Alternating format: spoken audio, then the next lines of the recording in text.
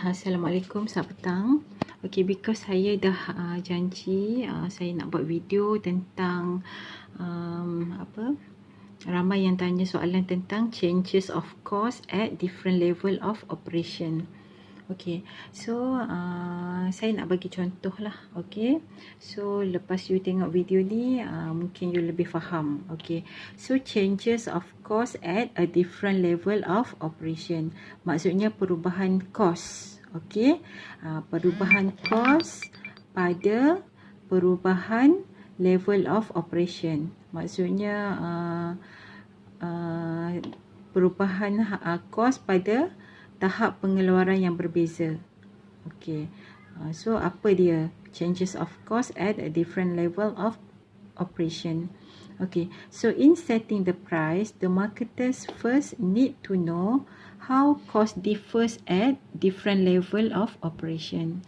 So sebelum you nak setkan harga, you kena tahu dululah macam mana kos berbeza pada setiap level of operation, or level of production.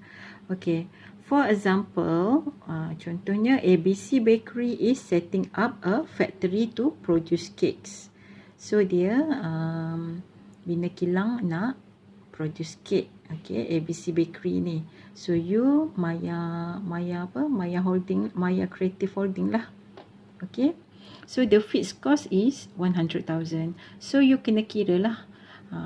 You kena sebelum buat jadual ni, you kena buat satu jadual apa fixed cost you. Contohnya fixed cost. Fixed cost ni adalah kos yang tetap, tak berubah. Contohnya kilang. Kilang selalunya kita ada sewa kilang. So kilang kena bayar sewa.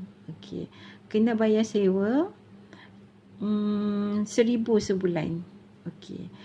So dia tak berubah, dia tak berubah, dia fix. Contohnya kalau bulan tu you jual kek sebiji je berjaya jual, tetap you kena bayar RM1,000. Dia tetap.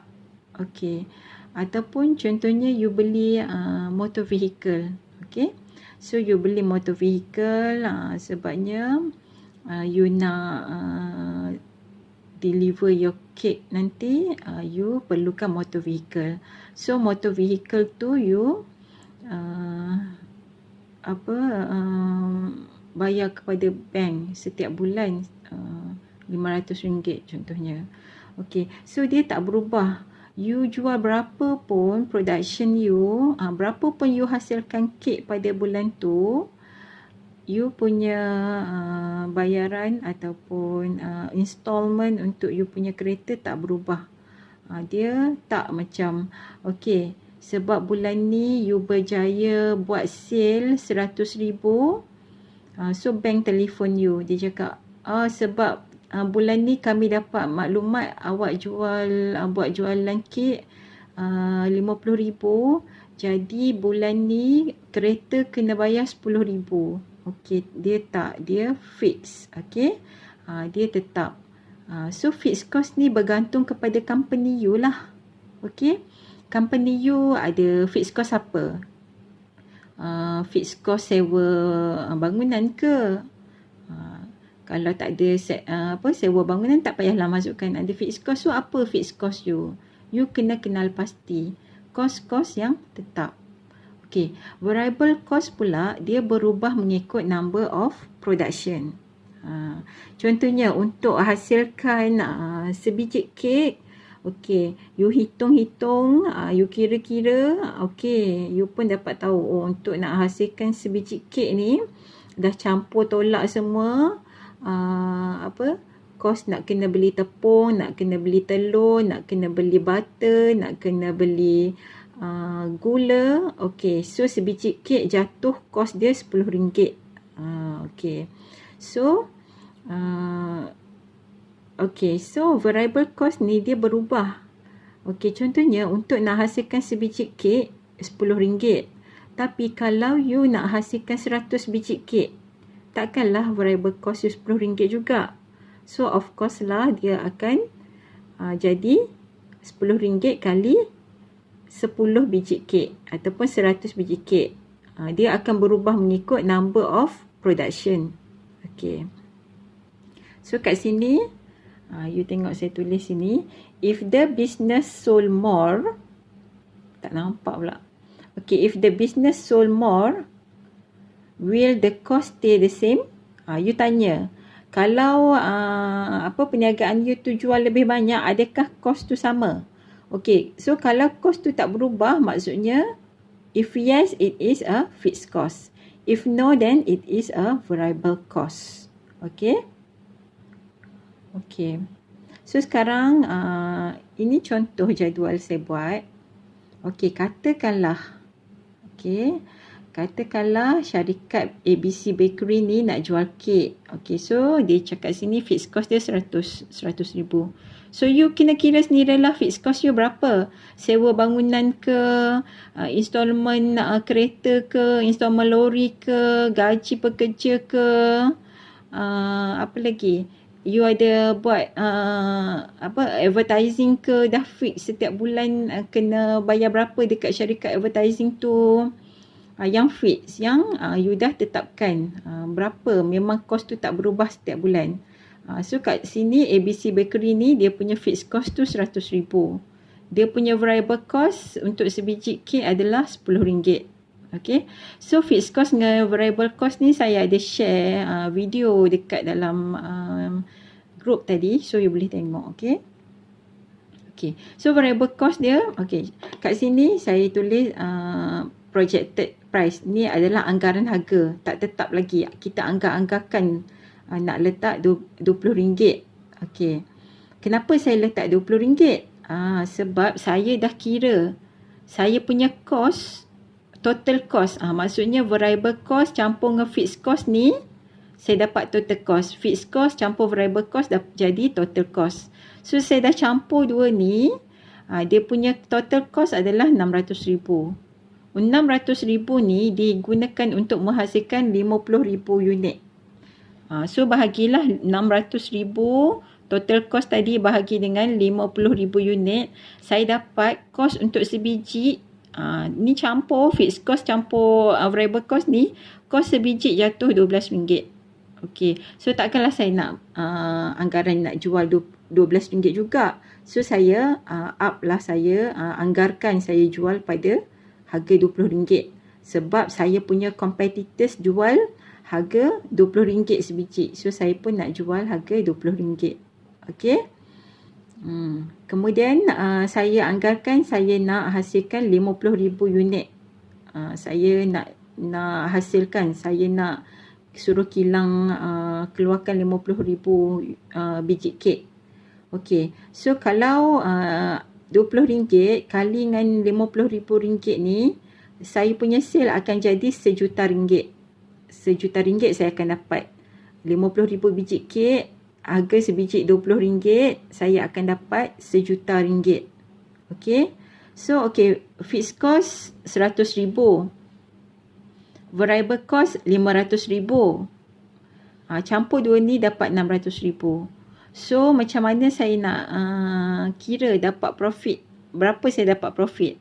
So dengan harga RM20 pada projected unit 50,000 unit, saya akan dapat keuntungan sebanyak RM400,000. Okey? Okey, sini you tengok changes of cost at a different level of operation.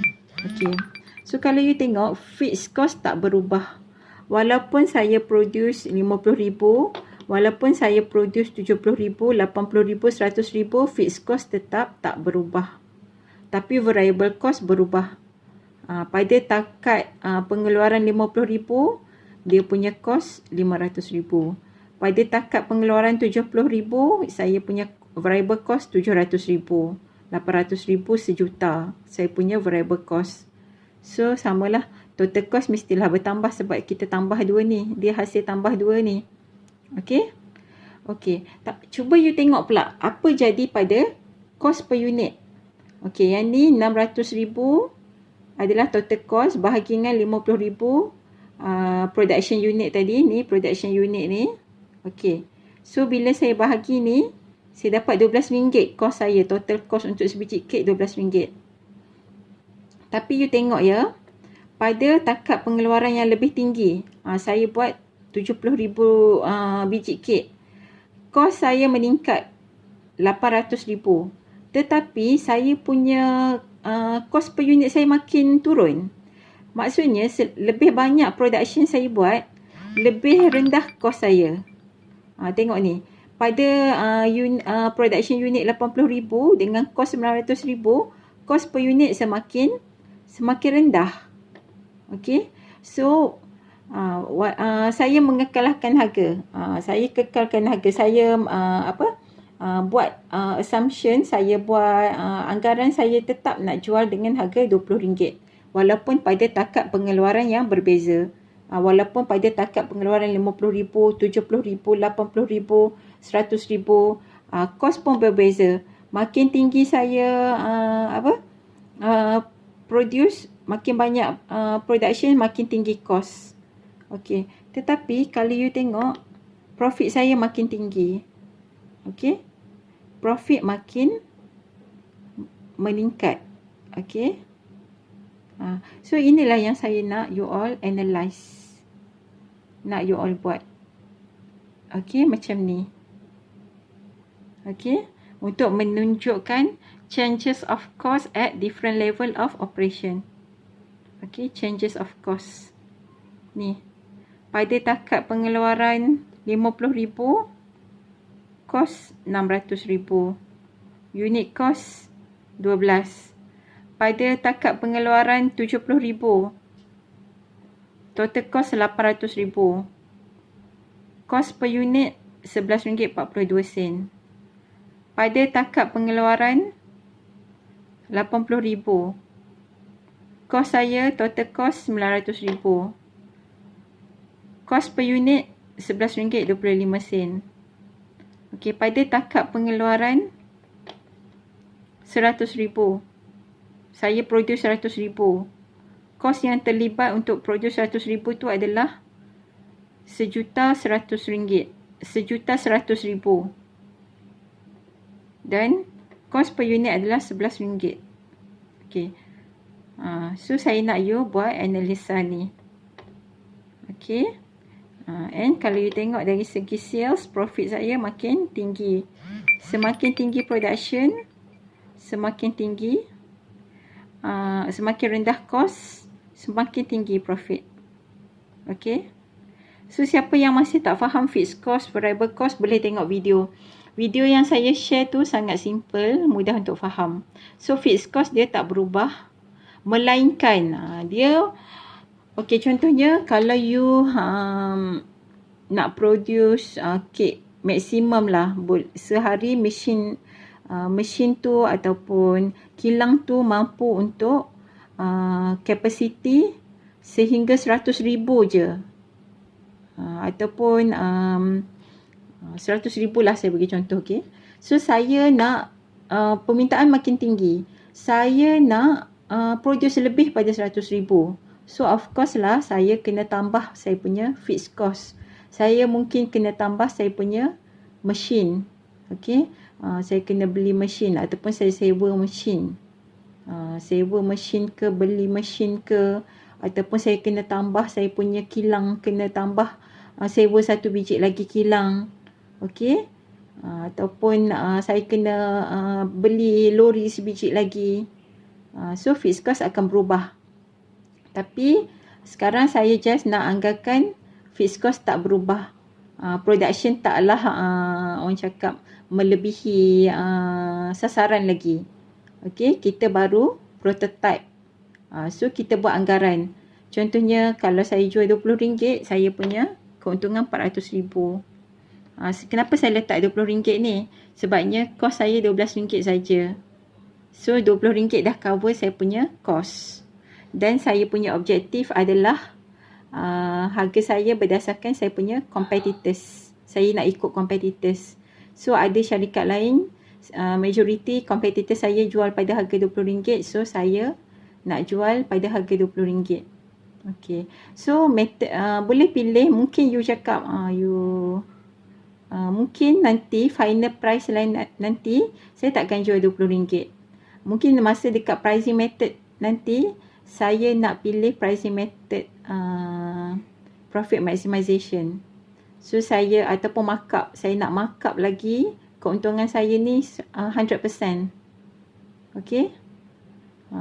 So mungkin saya akan markup 50% ke, saya nak markup 100% ke. So mungkin saya takkan jual pada harga ni. Sekarang ni kalau saya jual RM20 pun saya dah dapat untung RM400,000. Okay. Adakah saya akan jual pada harga ni? Ataupun saya nak, saya nak untung lebih lagi. Saya nak jual pada harga lebih tinggi. Tapi saya akan analyse lah. Adakah produk saya ni unik ke? Sebab saya gunakan cheese yang grade premium, cheese daripada France, blue cheese. Mahal nak beli blue cheese tu. Dan kalau makan kek saya ni, dia punya end result tu you akan rasa lain lah dengan makan kek biasa. So saya tak nak jual pada harga RM20. Sebab produk saya dia punya end result tu very satisfaction. Dan saya punya saya punya produk tu saya nak bagi ada keunikan. Mungkin nanti saya akan add, boleh customize ke. So mungkin saya akan jual pada harga. So sekarang ni saya just project je. Saya just anggaran. Projected ni maksudnya anggaran. Kalau saya jual pada harga RM20 pun saya dah dapat untung banyak ni, RM400,000. Okay. Okay, that's all. Thank you.